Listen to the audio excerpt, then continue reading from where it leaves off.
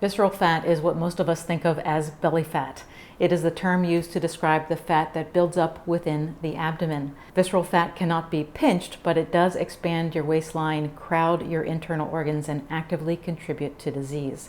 In this video, I explain why this type of fat is harmful and how you can get rid of it. There are two main types of fat that get deposited on your body: subcutaneous fat and visceral fat. The word subcutaneous literally means under the skin, and the term visceral refers to your viscera or internal organs. Now, at the beginning of the video, I mentioned that a common name for visceral fat is belly fat, and that is true and how most of us would describe it. However, it is possible to have both types of fat stored in your midsection. Generally speaking, the fat you can pinch is subcutaneous, whereas visceral fat lies behind the abdominal muscles within the cavity that holds the liver, stomach, and intestines. Now, the crowding of your internal organs is one of the reasons that this type of fat is undesirable.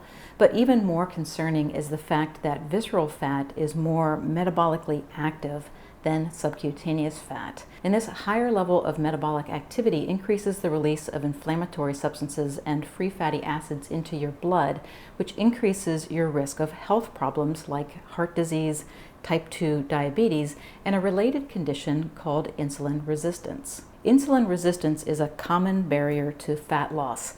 Insulin is your energy storing hormone. When you develop insulin resistance, your cells no longer respond as they should to insulin. And as a result, your body cannot utilize carbohydrates and other food nutrients as efficiently as they once did. And this leads to chronically high blood sugar and insulin levels that block the release of fat from fat cells.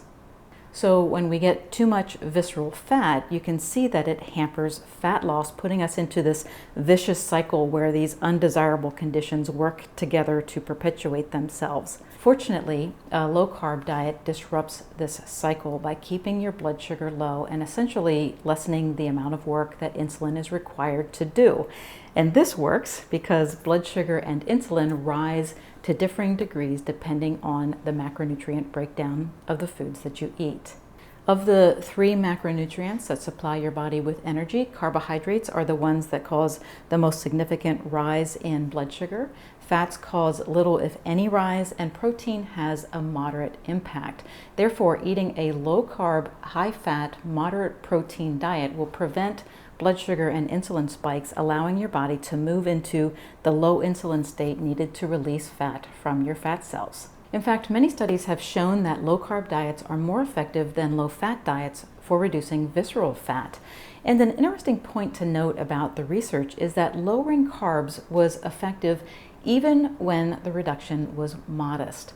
For instance, in this study, participants consumed 43% of their daily calories from carbohydrates. Now, many of you who have been interested in low-carb dieting will recognize that as a fairly high percentage, with a more typical range being less than 25% of your calorie intake. However, despite this modest reduction in carbs, participants who consumed the lower carbohydrate versus the lower fat diet lost more visceral fat and 4.4% more total fat. Another way to get rid of visceral fat is by practicing intermittent fasting, which is a weight loss strategy that involves splitting your day between a period of eating and fasting. And the mechanism by which fasting works is similar to that seen with a low-carb diet. By choosing low-carb foods, you prevent the insulin spikes that block fat loss.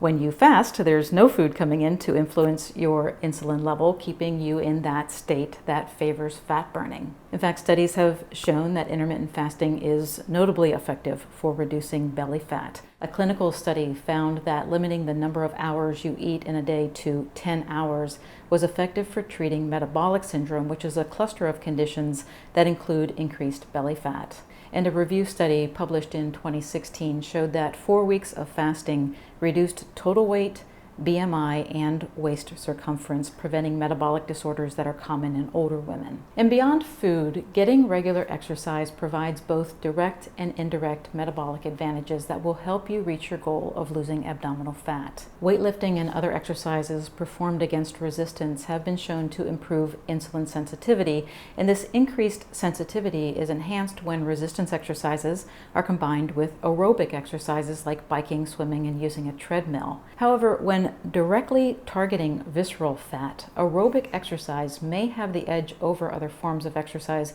when it is performed at a moderate or high intensity level. Carrying around excess visceral fat increases your risk of disease and leads to insulin resistance, making fat loss harder. But you can get control of visceral fat and get rid of it. By combining fasting and a low-carb diet, you attack visceral fat with two very effective tools. And then, as you start to feel better and gain energy, you can enhance your results with exercise.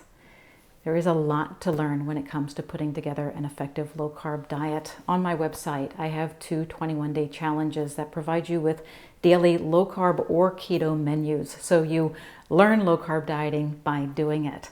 And I will share links to the challenges here in the video and below in the description area. Please subscribe to my channel before you go, and have a great rest of your day.